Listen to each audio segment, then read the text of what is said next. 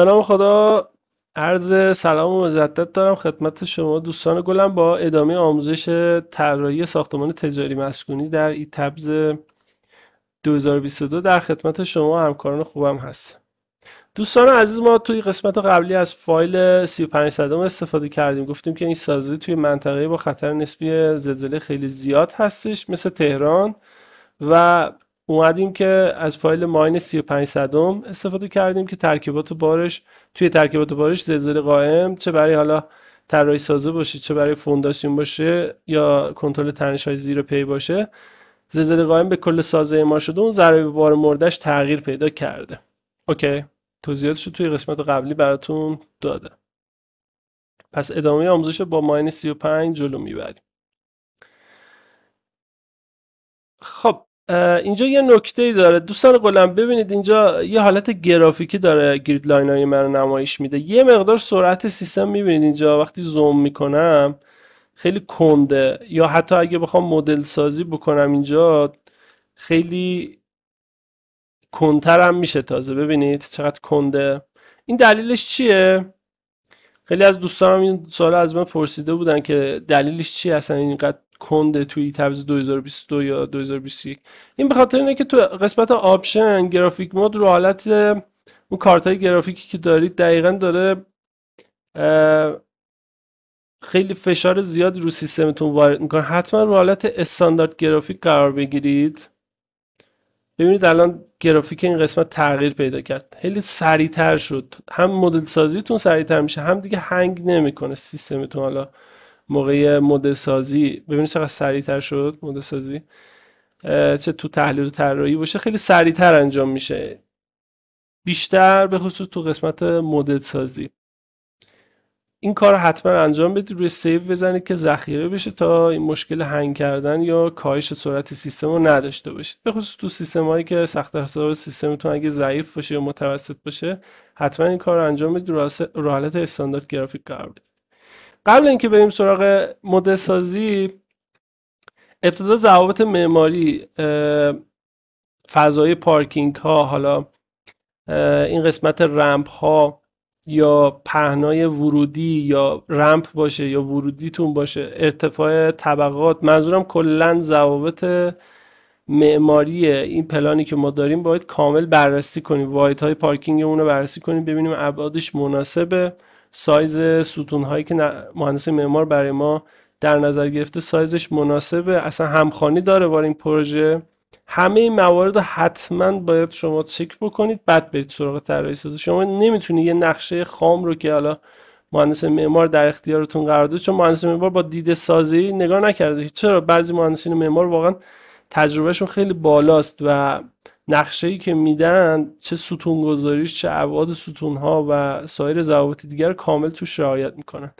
ولی قبل اینکه شما طراحی سازی رو شروع کنی بری اینجا مدل سازی رو انجام بدی، حتما باید این موارد اینجا ابعاد و اندازه ها رو کنترل کنی. اول از ستون ها شروع میکنی. ببینید اصلا چه سایز ستونی براتون در نظر گرفته. 55 در 55 در نظر گرفته. خب این همخوانی داره با پروژه ما؟ آره، پروژه ما چند طبقه است؟ 4 طبقه هستش. یه طبقه زیرزمین داریم با کاربری پارکینگ، یک طبقه تجاری هستش با ارتفاع کف تا کف 5 و 60، قسمت پارکینگ کف تا کف 2.80 و طبقات مسکونی هم که کف تا کف 3.20 در نظر گرفته شده، ضخامت سقف هم 40 فرض شده. خب پس همخوانی داره. حتی اگر کفایت هم نکنه ما میتونیم ستون کتابی استفاده کنیم. من تو این پروژه پیرامون پروژه رو میام از ستونهای کتابی استفاده میکنم که با استفاده از ستونهای کتابی هم آشنا بشید، ببینید چه مواقعی ما استفاده میکنیم. پس این سایز مناسبه. چرا میگم این سایز برامون مهمه؟ چون ببینید الان اینجا مثلا فضای پارکینگ در نظر گرفته. این نقشه رو ما ویرایش کردیم چند بار، اصلاحی هم خورده. اینجا یک کپی به اشتباه انجام شده. چرا میگم این ستون ها مهمه؟ گاهی آقا شما میبینیم مثلا ستون ها خیلی نزدیک به همه، خب فضای پارکینگت هم خیلی کمه، طبق آیین نامه مثلا هستش. میای بعد از طراحی میبینی ستونات مثلا 60/60 لازم بوده، 60/60 یه خورده میاد پایین تر، یعنی فضای پارکینگتون میگیره، ممکنه یکی از واحدهای پارکینگت حذف بشه. به خاطر اینه میگم این سایزا رو حتما چک کنید که مثلا دیگه سایز 40/40 نداده باشه اینجا. 40/40 دیگه واقعا خیلی کمه، مگه اینکه حالا بخوای ستونای کتابی استفاده کنیم، مثلا 40/70 استفاده کنیم. خب بریم سراغ آیین‌نامه. نمیخوام زیاد وقتتون رو بگیرم، مطالب اصلی رو میگم چون بحث ما اینجا نقشه کشی معماری نیست. انشالله بعد این دوره آموزشی یه دوره آموزشی نقشه کشی معماری هم براتون قرار میدیم. یه جزوه برای این مجموعه آموزشی براتون آماده کردیم. توی مبحث 4 یه ضوابطی برای رمپ ها و توقفگاه خودرو وجود داره که باید تو همه پروژه ها شما اینو اولا که بلد باشی و کنترلش کنی. ما میخوایم تو این پروژه هم اول از پارکینگ ها شروع کنیم، کنترلش کنیم. اول ستونا رو که کنترل کردی، سایزش مناسب بود، نزدیک به پروژه بود، میای سراغ پارکینگ. اگه سایزش خیلی کم بود، مشکلی برای پارکینگ ایجاد میشد، اختلافش با واقعیت خیلی زیاد بود، میتونی با مهندس معمارت مشورت کنی که ستون گذاری رو تغییر بده یا سایز ستون ها رو اصلاح کنه.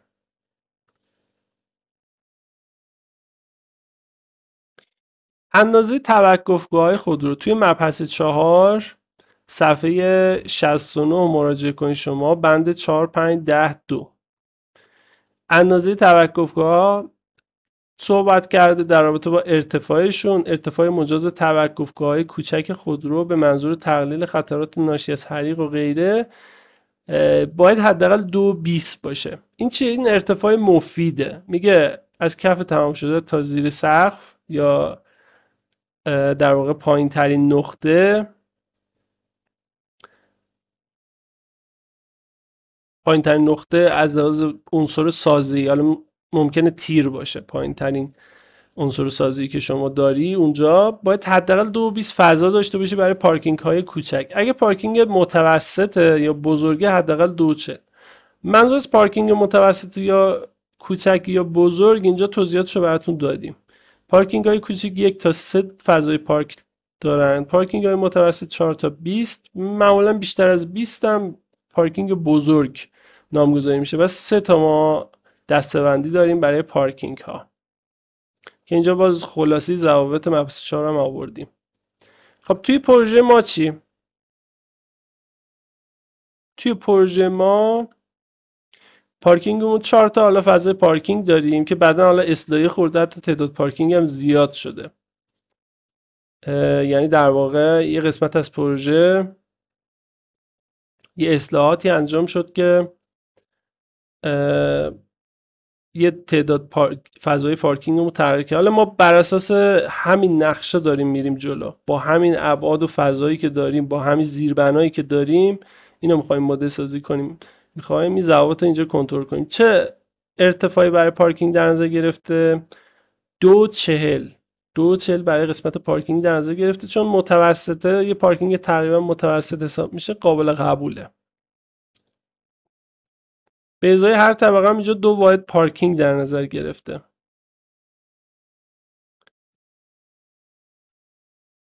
که این تعداد پارکینگ ها باز متفاوته، یعنی بر اساس اون زیربنایی که حالا من گفتم، چون تو این پروژه زیربنا بالای 200 متر مربع بود، اینجا برای هر واحد تعداد 2 پارکینگ خواسته بودن. ولی این تعدادی هم که مهندس معمار داده باز شما چک میکنید. معمولا تا 150 متر مربع دیگه به ازای هر طبقه یه واحد پارکینگ شما باید داشته باشی. بالای 150 متر مربع، بالای 200 متر مربع معمولا 2 تا پارکینگ لازم هستش که تو بعضی مناطق حتی بالای 150 متر مربع 2 تا پارکینگ لازمه. خب بیایم اینجا. ارتفاع پس درسته، اینجا 2.40 که ارتفاع مفید تو نقشه معماری داده درست هستش، برای پارکینگ متوسط داده با فرض پارکینگ متوسط. بند دیگه چی میگه؟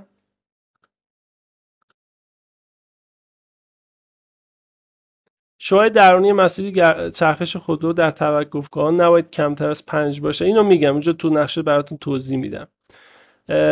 ببینید یه فضای 5 در 5 چه برای فضای گردش 90 درجه باشه، یه کلا برای رفت آمد خودرو یه عرض حداقل 5 متر لازم داری و یه طول 5 متر، 5 در 5، برای اینکه خودرو از محل پارک بتونه خارج بشه و به راحتی اینجا رفت آمد داشته باشه. مثلا همین دوتا خودرو رو شما در نظر داشته باش. گفته که یه فضای 5 در 5 از این کمک بگیرم، این خودش 5 در 5 اینجا آورده قرار داده.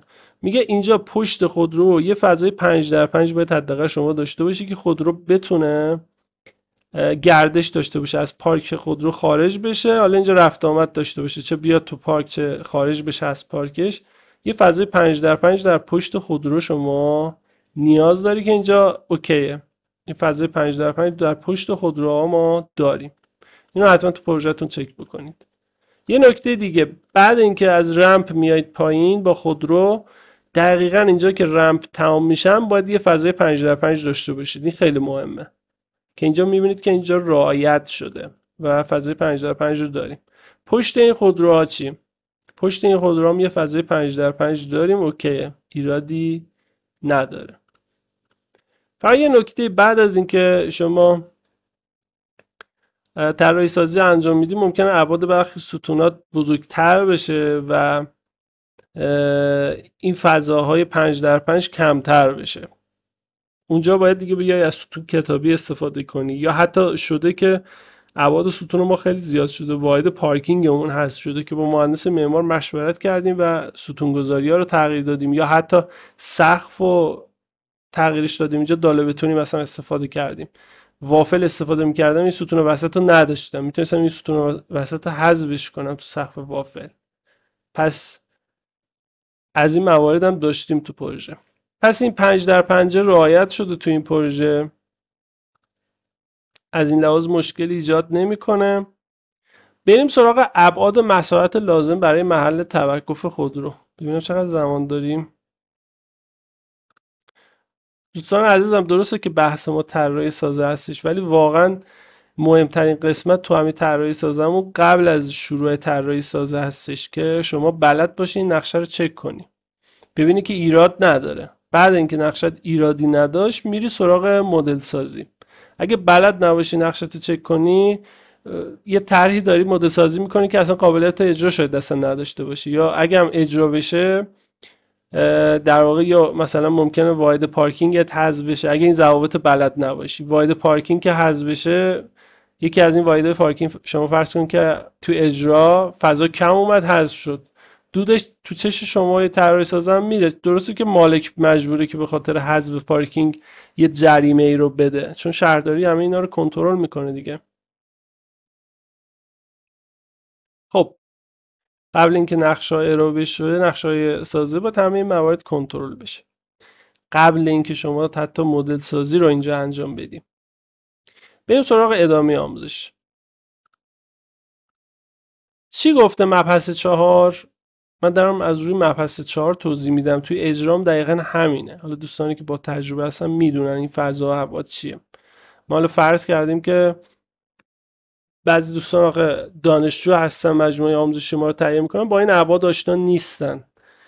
به خاطر همینه ما فرض میکنیم که حالا چه دوستانی که با تجربه هستن چه دوستانی که تازه شروع به کار کردن یه مجموعه کامل باشه براشون که بتونن راحت استفاده کنن برای پروژه‌اش. خب برای ابعاد لازم جهت توقف دو خودرو در صورتی که کنار یکدیگر قرار بگیرن، هر خودرو 2.5 در 5 می باشد. برای هر خودرویی که شما بخوای پارک کنی، خودروی تک، یه خودرو که شما فرض کن میخوای اینجا پارک کنی، گفته برای یه خودرویی که شما میخوای پارک کنی ابعاد 2.5 در 5 متر لازم داری. فضای 2.5 در 5 متر برای پارک یک خودرو شما لازم داری. اینو فعلا داشته باشید، اینم خودش نکته داره براتون میگم. ادامه چی گفته؟ گفته اگه بخواید خودروها رو در طول، یعنی پشت سر هم خودروها رو پارک کنید، ابعاد مورد نیاز برای هر یک 6 در 2.5 میشه، که حالا ما اینجا در کنار هم پارک کردیم، پشت سر هم خودرو نداریم، ولی اگه داشتیدم این ابعاد باید حداقل 2.5 در 6 متر باشه. طول 6 متر در نظر بگیرید دیگه، اون 5 متر در نظر نگیرید. در توقفگاه‌های سرپوشیده در صورتی که فاصله محور ستون‌ها 5 متر باشه و فاصله داخلی بین دو ستون حداقل 4.5 متر باشه، میتونی شما 2 تا خودرو قرار بدی بین دو ستون، که اینم شرط داره. مثلا تو این پروژه چقدر قرار داده؟ 5 متر فضا گفته برای پارک دو خودرو اینجا لازمه در صورتی که فاصله داخلی بین دو ستون 5.38 هستش. این فضا حتی از اون حداقلی که گفته مثلا 4.5 خیلی بیشتر هم هستش. فاصله داخلی بین دو ستون گفته حداقل 4.5 باشه. شما میتونی بیاید 2 تا خودرو پارک کنی، که اینم تازه نکته داره، شما 4.5 خودش نمیتونی استفاده کنی مگر اینکه چند تا شرط برقرار باشه، بیشتر برای پارکینگ هایی که مشکل فضا دارن، که این 4.5 من میگم چیه. ادامه بند رو بخونیم. پس این 4.5 رعایت شده تو پروژه ما. 5.33 فاصله بین دو تا ستون هستش و بیشتر از این 4.5. افزایش تعداد خودرو با افزایش فاصله داخلی ستون‌ها به ازای 2.5 متر به ازای هر خودرو بلمان است. میگه هر خودرو هم بخوای بین دو تا خودرو اضافه کنی، باید 2.5 متر به این فضایی که اینجا داری، به این ارزی که داری اضافه کنی. مثلا 3 تا خودرو بخوای کنار هم پارک کنی، به ازای هر خودرو 2.5 متر به این ارز شما باید اضافه کنی. ادامه چی گفته؟ اینم که برای توقف خودروی معلول در توقفگاه‌های خصوصی به شرط عدم وجود مانع، این برای خودروی معلول ابعاد لازم برای پارک 3.5 در 5 متر هستش. به ازای هر طرف دیوار هم گفته 2.5 متر به ارز آن اضافه شود. ولی یه نکته مهم دیگه هم داره. همین دیواری که هستش اطراف پارک خودرو، به ازای هر دیواری که شما اطراف پارک خودرو داری، 2 طرف داری دیگه. اینجا میگه اگر اینجا شما دیوار هم داشته باشی، به ازای هر دیواری که داری باید 25 سانتی متر به این عرض اضافه کنی. اوکی؟ به کدوم عرض؟ همون عرض 4.5 که ما اینجا داریم. خب من میام خلاصه حالا این ضوابط دوباره برمیگردم توضیح میدم براتون. یه خورده اینجا شما احساس میکنم که سردرگم میشی. من میام دونه دونه این بندا رو براتون بخونم. به خاطر همین، برای اینکه دوستان سردرگم نشن، ما خلاصه ضوابط بالا رو آوردیم اینجا براتون نوشتیم. اوکی؟ چه برای حالا حداقل ارز باشه و غیره. من اول میام از روی این خلاصه براتون توضیح میدم، بعد میام اونجا بنداشم براتون نشون میدم.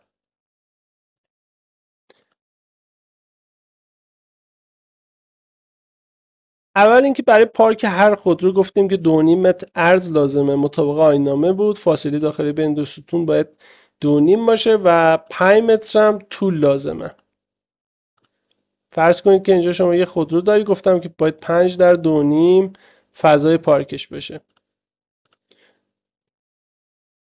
اگر دو طرف خودرو دیوار باشه، اگر دو طرف، البته یک طرف، اینجا اشتباه تایپیه، اگه یک طرف خودرو دیوار شما داشته باشی، به ازای هر دیوار 25 سانتی متر باید به این عرض اضافه کنی. یعنی به جای 2.5 باید بیای 2.75 استفاده کنی. اوکی؟ یعنی چی؟ اینجا شما فرض کن که یه دیوار داری، این طرف پارک، فرض کن یه خودرو اینجا پارک کردی. اینا نکات نظارتی هم هستش. دوستانی که ناظر سازه هستن، بنده خودم هم ناظر سازم، این موارد رو باید حتما چک کنید توی اجرا. اندازه ها رو حتما چک بکنید، کنترل بکنید که بعد از اجرا کمتر نشه، به ازای هر حذف پارکینگی که انجام میشه، چون مالک هم مجبور جریمه پرداخت کنه. میگه اگه اینجا دیوار داشته باشی دیگه نمیتونی 2.5 استفاده کنی، باید بیای 2.75 استفاده کنی. اوکی؟ حالا اگه دو طرف دیوار داشته باشی چی؟ میگه اگه دو طرفش دیوار داشته باشی، فرض کن این خودرو پایینی اصلا نیستش، یه دونه خودرو پارک کردی اینجا، دیگه نمیتونی 2.75 استفاده کنی، باید بیای فضای بین این دو تا دیوار باید 3 متر باشه. یعنی اینجا 3 متر فضا داشته باشی، اینجا باید بیای دیوار کار کنی. اوکی؟ وگرنه نمیتونی اینجا به عنوان یک واید پارکینگ در نظر بگیری. اوکی. پس فضای پارک یک خودرو 2.5 در 5 هستش. اگر یک طرف دیوار داشته باشه 2.75 در 5. اینا حداقل دارم میگم. اگر دو طرفش دیوار داشته باشیم 3 متر در 5 متر هستش. اوکی. این فضای حداقل دوستان گلم. بازم میگم توی دیوارها ممکن نازک‌کاری انجام بشه بعدن توی اجرا، یا حتی اگه دیوار نداشته باشی ستون داشته باشی رو ستون ممکن نازک‌کاری انجام بشه و این نازک‌کاری هم میتونه خودش 10 سانتی متری ضخامت ایجاد کنه. اینا دوستانی که تو کار نظارت هستن یا تو کار اجرا هستن باید چک بکنن که اون 10 سانتی متر مشکلی برای پارکینگشون ایجاد نکنه و وارد فضای پارکینگ نشه، وگرنه پارکینگشون حذف میشه. من نکات نظارتی هم اینجا سعی میکنم بگم برای دوستان عزیز. خب بریم سراغ دوتا خودرو. اگه دوتا خودرو بخوای پارک کنی گفتم که 4.5 متر فضا شما عرض لازم داری. عرض منظور فاصله بین دو تا ستون هستش، فاصله داخلی دو ستون. 4.5 متر شما اینجا باید داشته باشی که اینجا 5.38 حله که این 4.5 متر کمه. 10 سانتی متر معمولا نازک‌کاری در نظر بگیر روی ستون بخواد نازک‌کاری بشه یا رو دیوار که داشته باشی البته باید 25 سانتی متر به اون 4.5 اضافه کنی. 4.60 حداقل در نظر بگیر چون 4.5 واقعا خیلی کمه. خب اگر اینجا نوشتیم البته اگر نازک‌کاری انجام شود 10 سانتی متر بیشتر یعنی 4.5 در نظر گرفته شود که این نکته خیلی خوبیه. اگه یک طرف خودرو دیوار باشه به جای 4.5 شما مجبوری بیاید 4.75 استفاده کنی. با احتساب این نازک‌کاری هم تازه میشه 4.85. این نازک‌کاری بحث اجراییه.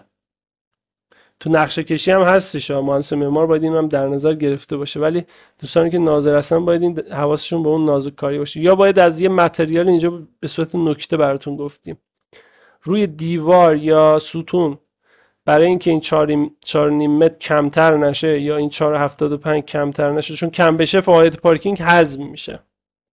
شهرداری میاد اینو اندازه میگیره میگه آقا اینجا 4.5 متر کمتر یا 4.75 کمتر واحد پارکینگ شما حذف شده. یا باید یه متریالی استفاده بشه که ضخامت ایجاد نکنه، یا اینکه باید 4 حداقلش مهندس معمار 4.60 یا 4.85 اگه دیوار باشه در نظر گرفته باشه. اگه دو طرف دیوار باشه این عرض 4.5 باید 5 متر در نظر گرفته باشه، یعنی حداقل 5. که اینجا تو این پروژه ما یه طرف دیوار داریم. چرا میگه دیوار داشته باشی 25 سانتی متر اضافه کن؟ چون ببینید دوستان گلم اینجا شما میخوای پیاده بشی در خودرو رو باز کنی، اگه فضای پارکت کم باشه فرض کن مثلا 4.60 در نظر گرفته شده. ببینید 4.60 فرض کن فضای پارک دو خودرو 4.60 اینجا هم دیوار داری. خب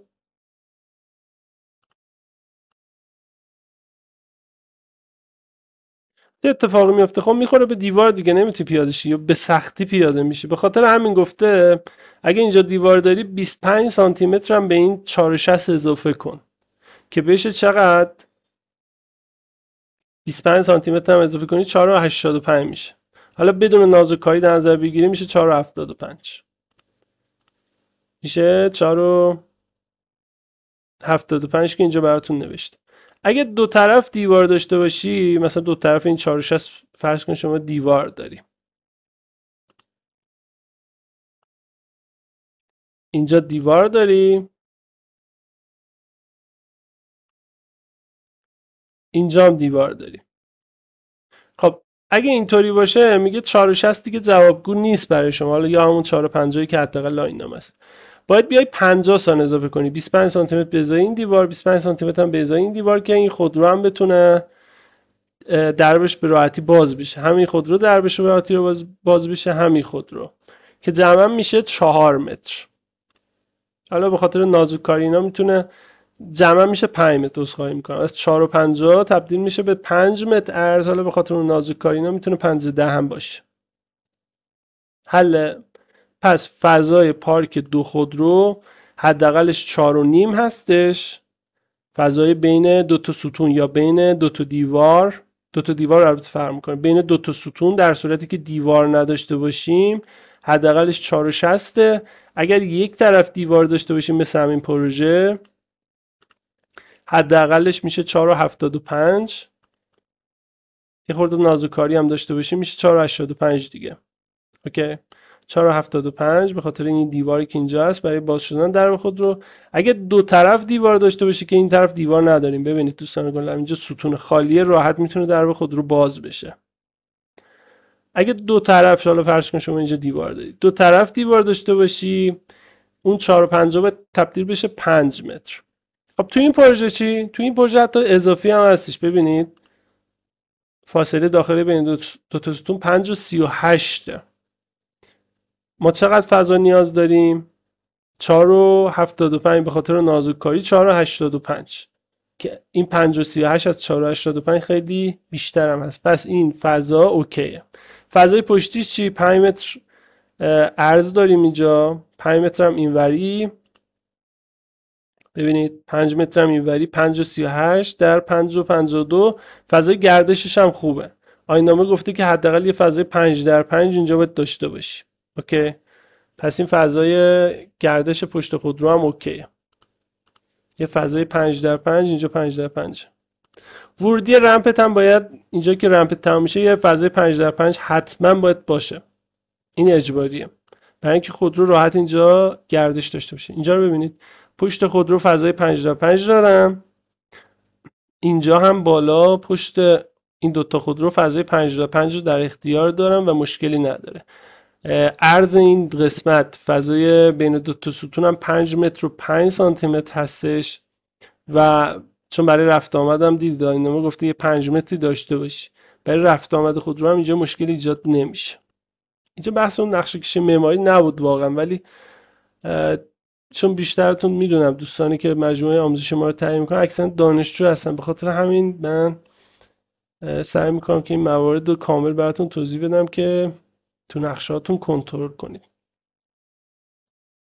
اینجا خلاصه‌اش رو براتون نوشتیم، نیاز نیست یادداشتش کنید. فضای پارک دو خودرو، اگه 3 خودرو بخوایم پارک کنیم چی؟ 3 خودرو یا حالا بیشتر، این دوتا رو در نظر داشته باشید. به ازای هر خودرو 2.5 متر به این ارزهایی که اینجا نوشته شده اضافه کنید. مثلا اگه 3 تا خودرو بخوام پارک کنم، دو طرف خودرو هم دیوار نداشته باشن، فقط ستون باشن، مشکل یا مانعی برای درب نباشه، باز شدن درب مانع وجود نداشته باشه. الان ببین اینجا مانع وجود نداره، ستون هم که اصلا دیگه فاصله داره، پس راحت میشه درب باز شد. اینجا دو طرف باز باشه، مثلا این دو تا خودرو رو ببینید دو طرفش هم بازه، راحت دربا باز میشه. برای همچین حالتی چقدر عرض نیاز دارم؟ 4.5 به علاوه 2.5 مساوی است با 7 متر. 7 متر فضا لازم دارم در صورتی که دو طرف خودرو دیوار یا مانع وجود نداشته باشه. بهتر بگم مانع هم وجود نداشته باشه. ممکنه حالا این مانع باشه، دیوار نباشه ولی مانع باشه. اگه یه طرف خودرو دیوار باشه مثل همین پروژه ما، در این صورت چقدر عرض برای 3 تا خودرو لازمه؟ 7.25. اگه بخوایم 3 تا خودرو کنار همینجا پارک کنیم که البته اینجا ستون داریم نمیتونیم 3 تا پارک کنیم، شما فرض کنید مثلا ستونا اونورتر باشه، 3 تا بخوای پارک کنی 7.25 برای این پروژه لازم داری، چون اینجا دیوار داری، خاطر این دیواره 25 سانتی متر به اون 7 متر اضافه شد. اگه دو طرفش دیوار داشته باشه عرضه میشه 7.5. 25 سانتی متر دیگه هم به خاطر اون دیوار دوم اضافه میشه. دو طرف دیوار داشته باشه حداقل 7.5 متر باید عرض پارک 3 تا خودرو باشه. همین بود ضوابط پارک خودرو. اگه 4 تا داشته باشی باز 2.5 متر اضافه میشه و این ضوابط باز هستش. خب شما میای این حداقل ها رو اینجا بررسی میکنیم و اگر اوکی بود، فضا مناسب بود، میری مرحله بعدی. مرحله بعدی چیه؟ فضای پشت خودرو هاست که گفته 5 در 5 فضا داشته باشی برای گردش خودرو، تا گردش خودرو مشکل ایجاد نشه براش.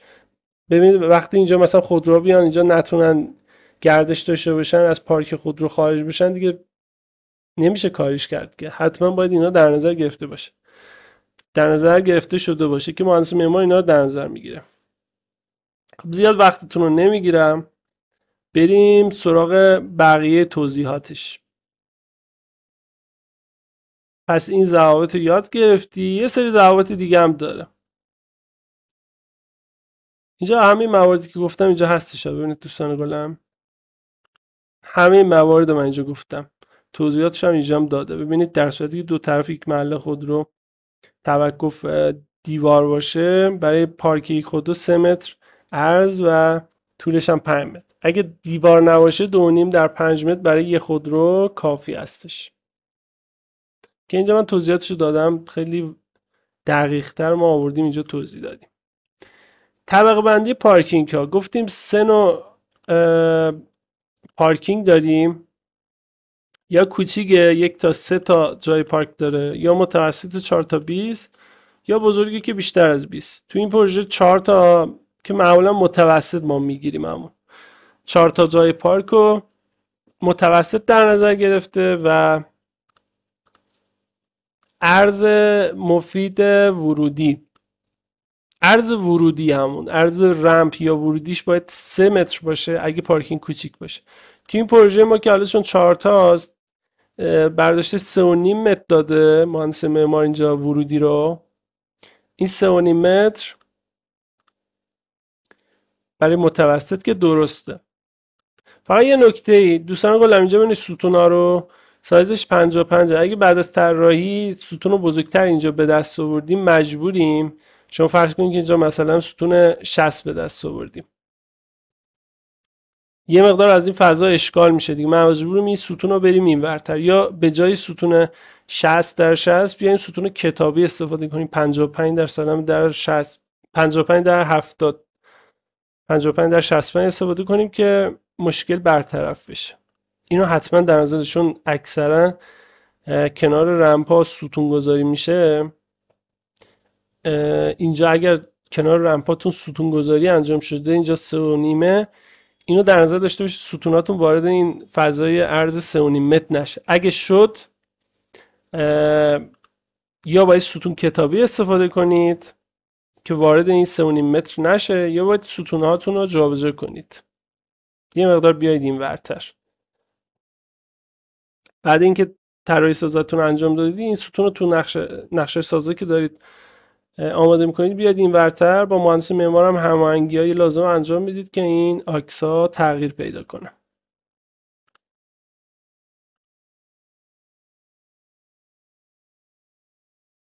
پس برای پارکینگ خصوصی این حداقلش گفته که 3 متر باشه، پارکینگ کوچک حداقلش 3 متر باشه، پارکینگ متوسط مثل این پروژه 3.5 متر درسته اینجا در نظر گرفته.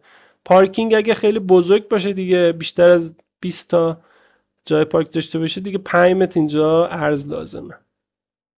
نکته بعدیش چیه؟ اینا رو کجا نوشته دوستان گلم؟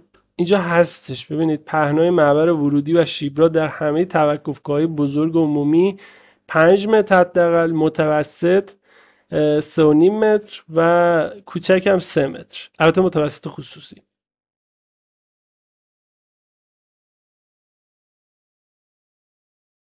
خب ارتفاعات چی؟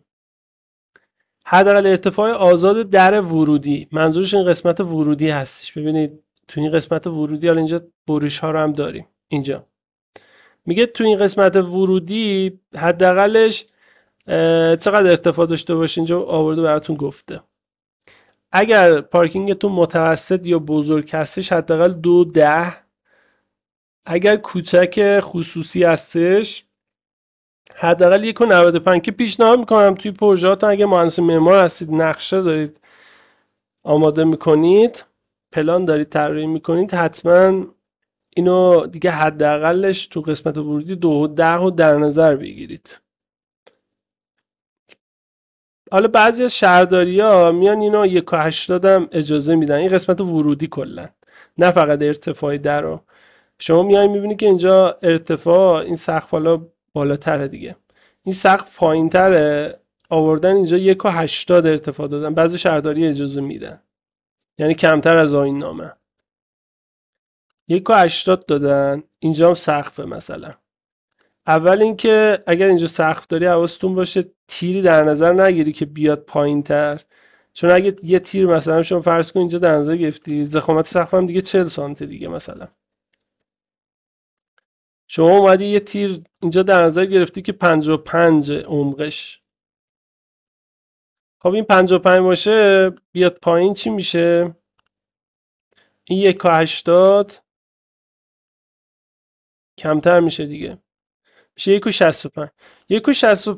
1.65 ببینید خودروهای شاسی بلندی که ما داریم 1.70 1.75 1.80 حتی بعضی خودروها چند سانت هم بیشترن، حتی 1.80 هم داریم تو خودروهای شاسی بلند، حتی بیشترم ممکنه چند سانتی متر بیشترم داریم نتونه اینجا عبور کنه.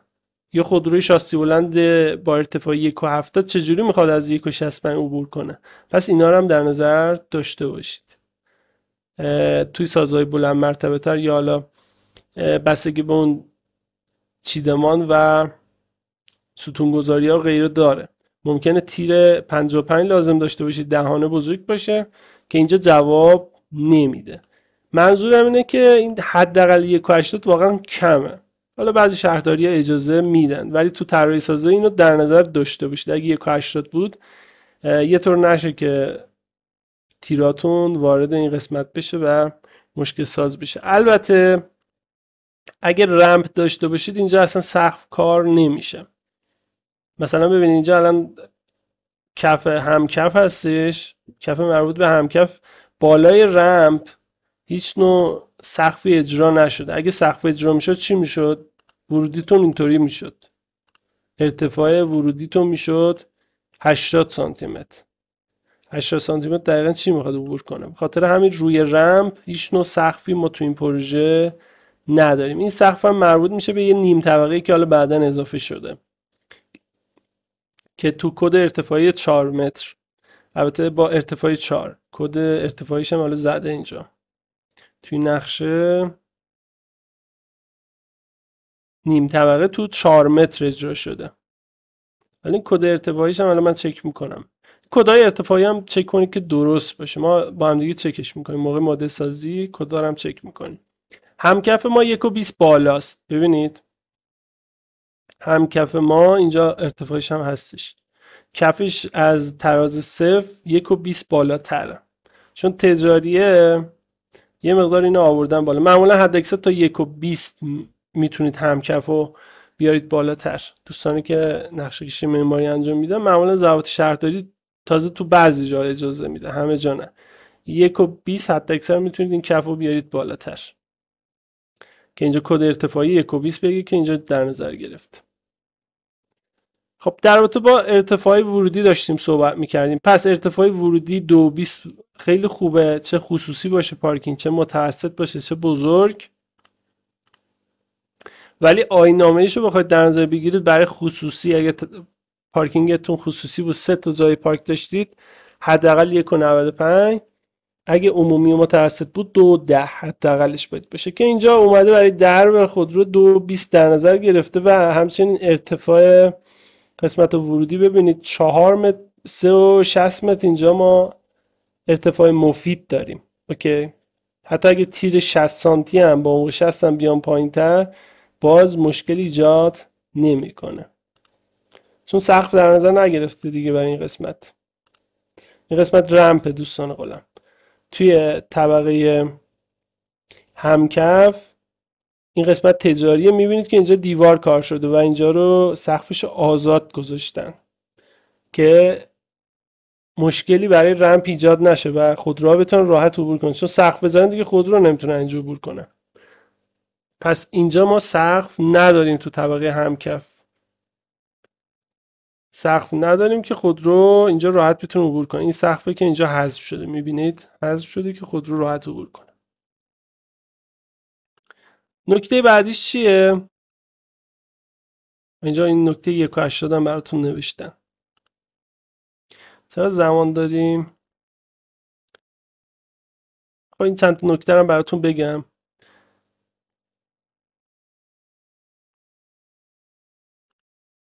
خب این ارتفاع حداقل ارز رو که گفتیم، ارتفاع آزاد ورودی هم که گفتیم، ارتفاع مفید مجاز هم که گفتیم. حداقل ارتفاع مجاز ارتفاع مفید توی طبقه پارکینگ که حالا اینجا زیر زمینه 2.20 تا زیر پایین ترین عنصر سازی. حداقل باید 2.20 باشه توی پارکینگ های کوچیک. 1 تا 3 تا پارکینگ شما داشته باشی 2.20. اگه بیشتر از 3 تا باشه 4 تا 20 تا داشته باشی 2.40 که تو نقشه اینا رو چکش میکنید دیگه. معمولا مهندس معمار اینا در نظر گرفته ولی شما هم چکش کنید. 2.40 ببینید مثلا اینجا پارکینگ متوسط در نظر گرفته 2.40 که درست کف تا زیر سقف یا زیر پایین ترین عنصر سازی که مثلا جای تیر باشه زیر تیر. اینا رو توی اجرا باید چک کنید مهندسین ناظر. اینجا هم البته مهندسی محاسب این اعداد رو چک میکنن. مثلا یه دفعه دیگه نیاد اینجا 2.80 در نظر بگیره، یه اعداد خیلی کم، گاهن اشتباه میشه دیگه. خاطر همین این اعداد رو دارم براتون میگم که بدونید چیه. 1.80 دیگه خیلی پایینه که دیگه نمیشه. یه تیر هم شما بیای پایین تر دیگه دیگه چی باقی نمیمونه اونجا. خب این از این. بریم اینجا بالا ببینیم چه ضوابطی داره دوباره در رابطه با خودروها. اگه ضوابطی مونده که برای توقف خودروی معلول توی توقفگاه خصوصی، منظور خصوصی چیه؟ مثلا برای یه واحد مسکونی شما یه توقفگاه داری که متعلق به اون واحد خصوصی. گفته به شرط عدم وجود مانع برای باز شدن در. میگه اگه دو طرفش دیوار نداشته باشی، تو تا ستون رو در نظر بگیر که میخوای یه پارک خودرو بینش انجام بدی، بینش دیوار نداشته باشی، دو طرفش دیوار نداشته باشی، میتونی عرض 3.5 در طول 5 بگیری. عرض پارک خودرو رو 3.5 بگیری. اگه دیوار داشته باشی به ازای هر دیوار 25 سانتی متر باید به این عرض اضافه کنی. مثلا دو طرفش دیوار داشته باشی میشه 4. اوکی؟ این برای خودروی معلوله. برای خودروی معمولی که حالا تو این ساختمان مسکونی هم با این تعداد طبقات کوچیکی که داریم، پارکینگ های متوسط معمولی، همین اعدادی بود که براتون گفتم، همون ضوابطی که گفتم هستش. ابعاد این برای خودروهای معلول هستش. حداقل عرض مسیر رفت آمد در توقف‌های بزرگ متوسط نباید از 5 متر کمتر باشه. توی توقفگاه کوچک حداقل مسیر رفت آمد باید عرض شیبرا باشه. خب ببینید دوستان گلم، اینجا حتی مسیرهای رفت آمد ما برای خودرو هم پشت خودروها که فضا رو داریم کلا. ببینید تا اینجا ما 5 متر و 63 داریم. حتی این ستون هم که اینجا هستش خودروهامون بخوان عبور کنن باز 5 متر و 5 سانت فضا داریم.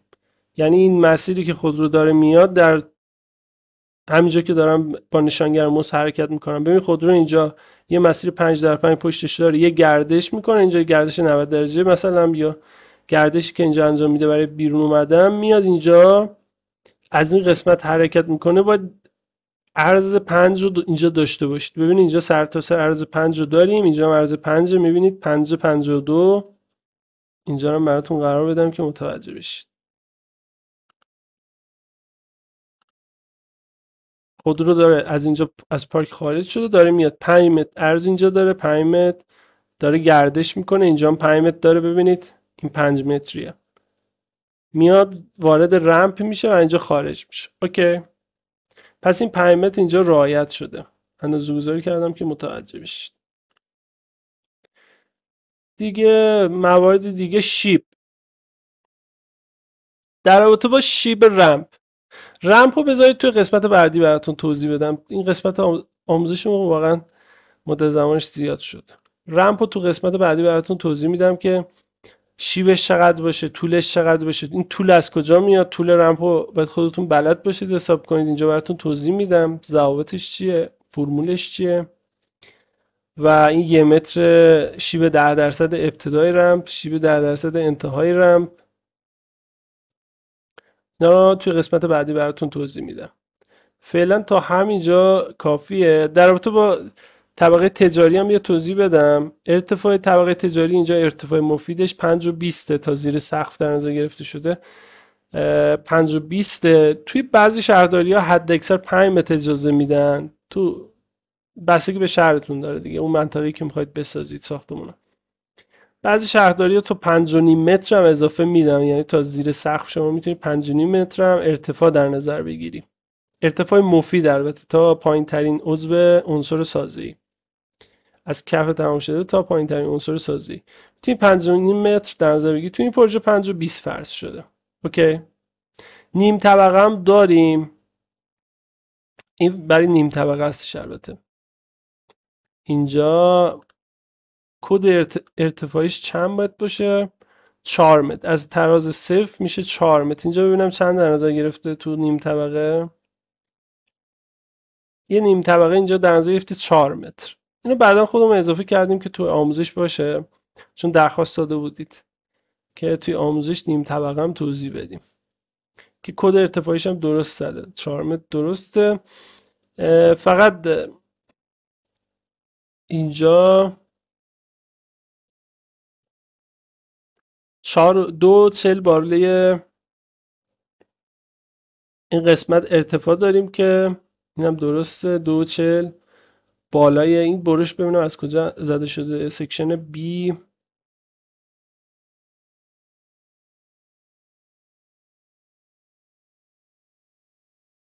این سکشن بی هستش، از اینجا زده شده. ببینید دوستان گرامی، ارتفاع نیم طبقه هم چک کنید. بالای نیم طبقه یا پایین نیم طبقه فضای کافی باشه، سرگیر نباشه. 2.40 الان ارتفاع بالای نیم طبقه داده که خوبه، اوکیه دیگه.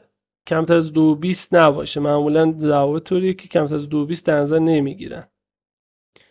حالا بعضی جا 2.10 هم گرفتن، ولی سرگیر میشه دیگه خیلی پایین در نظر بگیرن، چون یه تیری هم اگه بخوان اینجا در نظر بگیرن مشکل ساز میشه. قسمت پایینش، البته این قسمت رمپه، با رمپ کاری ندارم. قسمت پایینش که 3.60 که اینم مشکل ساز نمیشه. اگر رمپتون، حالا اینجا چون قسمت پایینش که کلا رمپ و اینا، اگه شما فرض کن که اینجا بود نیم طبقت، توی قسمت تجاریت بود، سقف داشتی اینجا، چون اینجا سقف نیست پایینش، رمپ دیگه. زیر نیم طبقت باید حداقل دیگه 2.20 ارتفاع داشتی. اوکی. زیر نیم طبقه حداقل 2.20 ارتفاع داشتی اگه اینجا سقف داشتی. منظورم اینه 2.40. فرض کن اینجا یه دونه کف داشتی شما، اینجا دیگه حداقل باید 2.20 ارتفاع داشتی که اینجا حتی اگه کف هم داشتیم باز میشد 2.40. اینا رعایت شده، سرگیر نشه دیگه. منظورم اینه. این اعداد چک کنید حتما. یه مورد دیگه، ستون گذاری هم همینو ما تغییرش نمیدیم، چون نمیخوام دیگه وقت دوستان گرفته بشه اینجا. در رابطه با راه پله، 4 طرف راه پله مناسبی که تو پروژهاتون ستون داشته باشید، چون تو زلزله راه پله باید یک قسمت کاملا منجذب بشه. کل ساختمون هم تخریب بشه، راه پله نباید تخریب بشه. تنها راه خروج از ساختمان راه پله هستش. خیلی برای ما اهمیت داره این ستون گذاری که حالا اینجا قرار داده. من با همین ستون گذاری اینو طراحی میکنم براتون تا بتونم یه سری نکات براتون بگم. فضای آسانسورم که 1.55 در 2 مناسبه دیگه. نیان فضای 1.40 مثلا در نظر، اگه 1.40 در نظر گرفته باشن اینجا مشکل ساز میشه. حالا تو اجرای چند سانت هم این ور اون ور میشه. دوستانی که ناظر هستن حواسشون هست، دوستانی که مجری هستن میان این فضا رو دوباره کنترل میکنن، ولی تو نقشه ها شما هم باید چک کنید که فضای خیلی کم در نظر نگرفته باشن که مشکلی برای اون اتاقی که آسانسور ایجاد بشه. اگه جا نشه اینجا دیگه کلا مشکل ساز میشه. 1.55 در 2 متر مناسب اینجا در نظر گرفته.